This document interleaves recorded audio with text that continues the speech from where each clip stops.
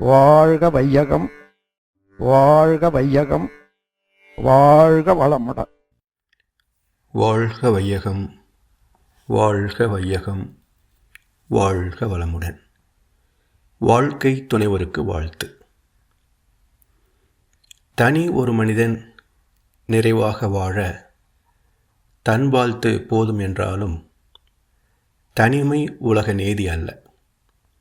மலர் இருந்தால் மனம் இருக்கும், தனிமை இல்லை. செங்கனி இருந்தால் சுவை இருக்கும், தனிமை இல்லை. கடல் இருந்தால் அலை இருக்கும், தனிமை இல்லை. நாம் காணும் உலகில் ஏதும் தனிமை இல்லை என்றார் கண்ணதாசன். உயிர் இனம் என்றுதானே சொல்கிறோம். அதது அதனதன் இனத்தோடு சேர்ந்து வாழ்வதுதான் இயற்கை நியதி. அதுவே அந்தந்த ஜீவன்களின் பாதுகாப்புக்கும் பராமரிப்புக்கும் சந்ததிக்கும் துணையாகும். அதுபோல் மனித வாழ்வில் ஒரு மனிதனின் வாழ்க்கைக்கு துணையாக வருபவர் வாழ்க்கை துணை. ஆணுக்கும் பெண்ணுக்கும் பொதுவான வாழ்க்கை என்பது துன்பத்தை நீக்கி இன்பத்தை துய்த்து அமைதியில் லயிப்பதே. இதற்கு துணையாக வருபவரே வாழ்க்கை துணை.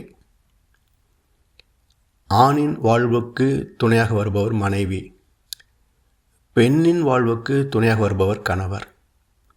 இதற்கான புனித சடங்கே திருமணம் என்ற தெய்வீக பந்தம். வள்ளுவ பெருந்தகையும் கடவுள் வாழ்த்து என்ற முதல் அதிகாரத்திற்கு பிறகு நீரின்றி அமையாது உலகு என்று வான் சிறப்பை அறிவித்தார்.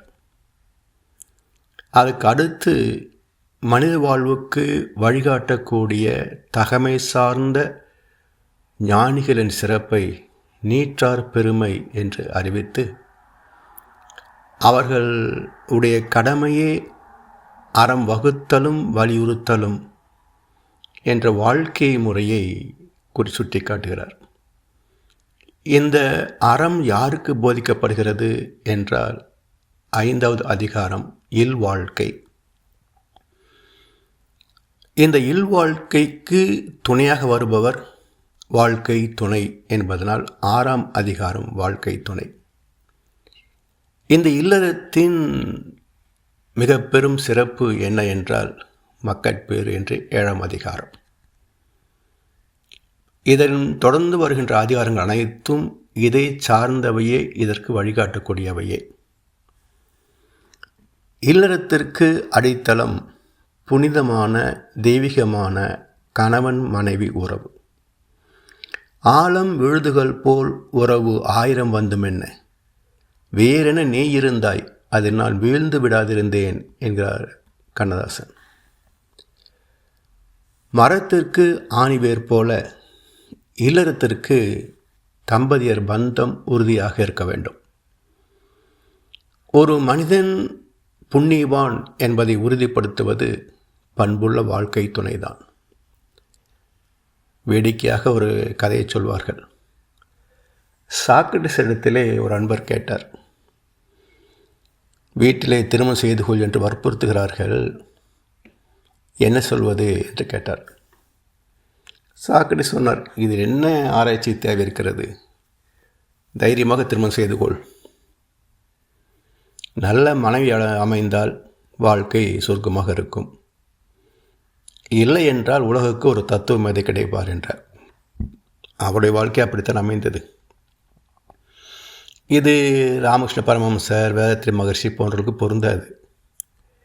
சரி, திருமணத்திற்கு பெண் தேடுகின்ற போது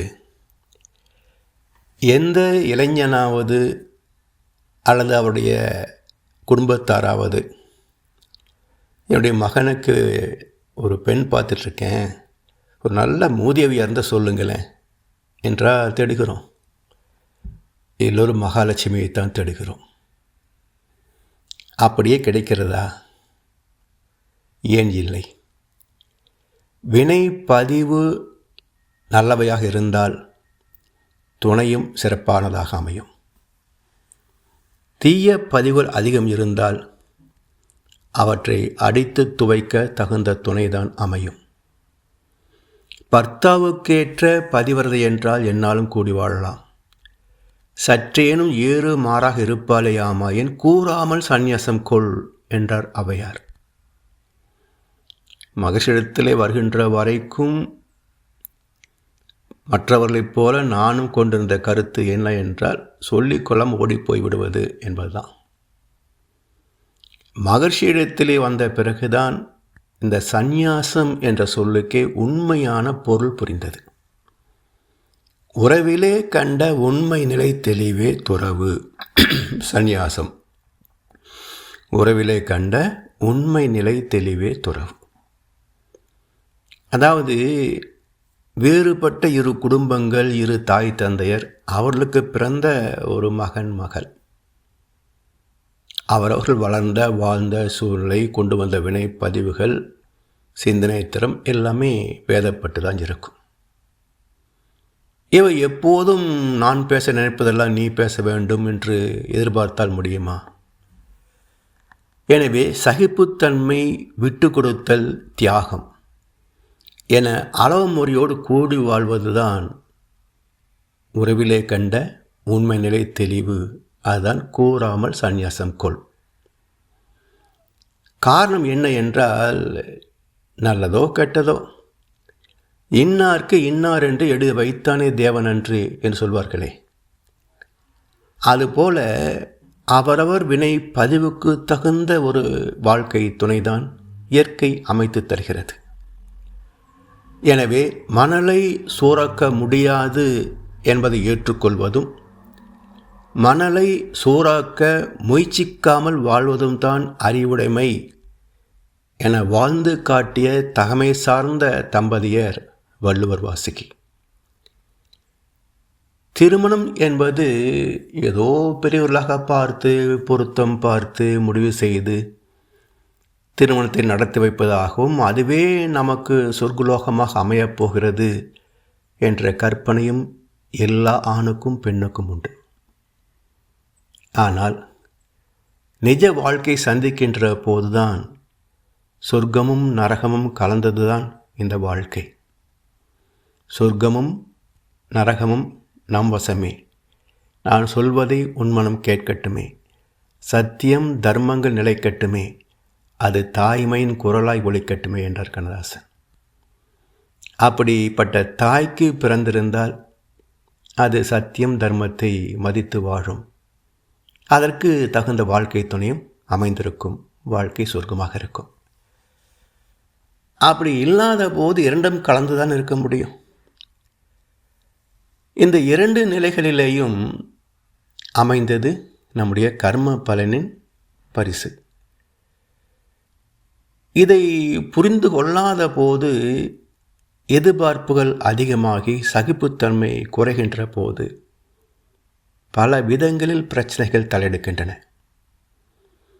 படிப்பு, அந்தஸ்து, நல்ல வேலை, கை நிறைய வருமானம் எல்லாம் இருந்தும் கணவன் மனைவி இணக்கமாக வாழ முடியாததற்கு காரணம் என்ன என்றால், இதுதான் வாழ்க்கை, இதுதான் பயணம் என்பதை அறியக்கூடிய வாழ்க்கை கல்வி சமுதாயத்தில் தரப்படுவது இல்லை. சகிப்புத்தன்மை, விட்டு கொடுத்தல், தியாகம் என்ற மூன்றும் இல்லறத்தின் ஆணிவேர் என்றார் வேதத்திரி மகர்ஷி.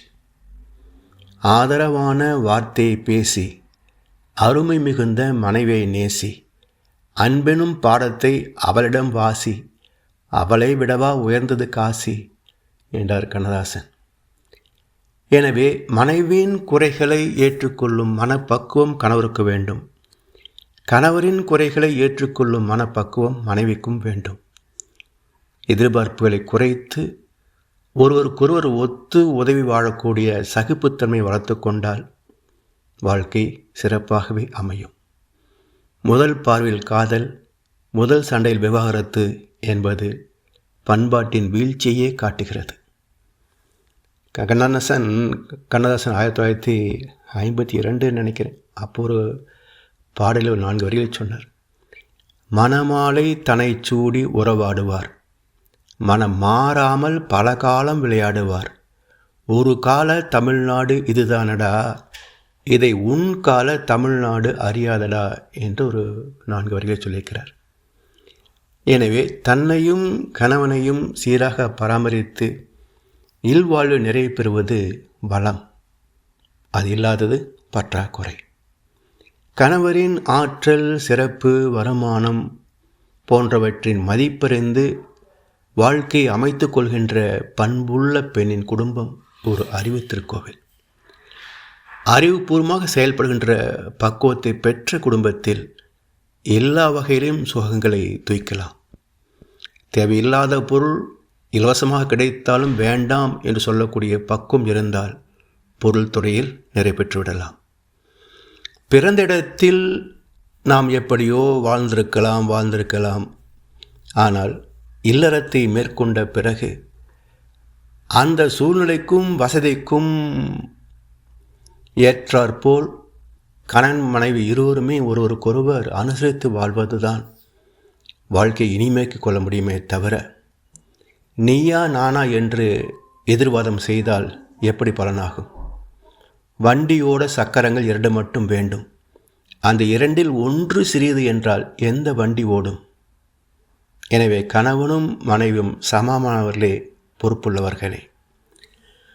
இயற்கை சுகங்களை காத்து கொள்ளக்கூடிய எண்ணம், சொல், செயல் இணைந்த வாழ்வுக்கு நன்கலம் புண்ணிய கர்ம பலன்.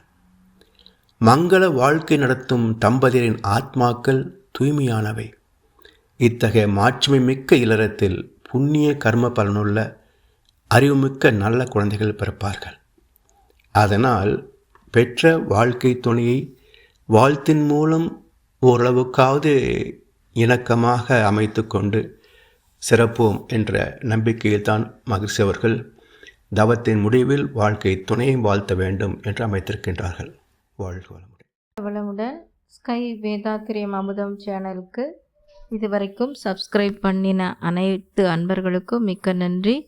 வாழ்க வளமுடன். அனைவரும் வேதாத்திரிய தத்துவங்களை உலகறிய செய்வோம். இந்த சேனலை உங்கள் நண்பர்கள் அனைவருக்கும் ஷேர் செய்து பயன்பெறுங்கள். நன்றி. வாழ்க வளமுடன்.